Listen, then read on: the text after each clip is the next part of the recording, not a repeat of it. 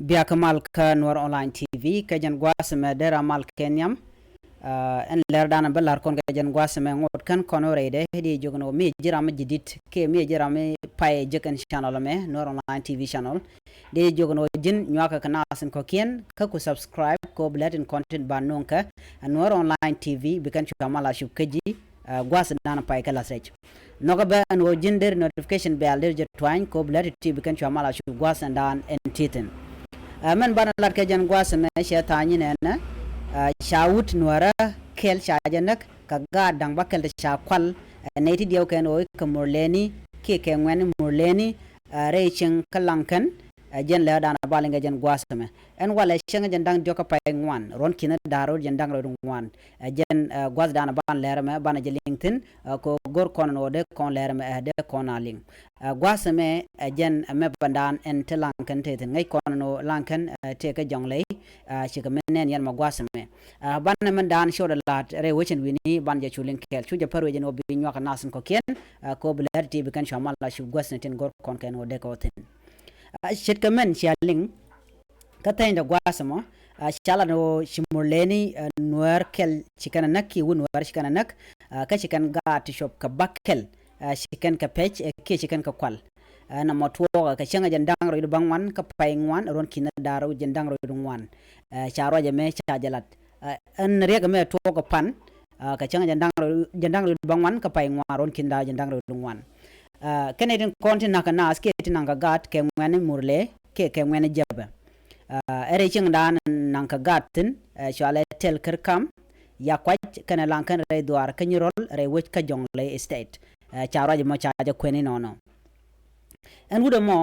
jala kel kane tijal chailat jente niam kana doli nye dang diech ka dol kel jen kan ka ya kwaj waka ka lankan charo je mo chaja kweni nono ko duob mo te kere o midide long ay kono ko duob nane ka jen tel piu titen ke gwat mede na ma tin ke piu la kana jel ka wer la kana jen ka wer e wichin wini be kana chu jal wer man mi chi ke chu gwas dan en chi ko en wakatin ko wer la koje la pin la koje ke chiro chena mala naga chu ne to chu kan pen teni nenden kono chal ke ngwan murleni da duob te chaga nyurka aken shingwan murle chigoro ne alaka no en ramchi bun ka do mo be kana kafke be kana nak shirka men shanga je no shikan wudo mo shikana nak shikan ga dang bakela to shikan ga nang jala den go me shika shub kudien shuda mo shwai shu nak ka shwanya dang de ka jan dol kela mo shwa shu nang aken ngane murle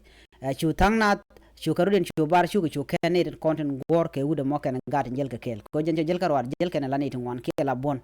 ka jel kan ka wer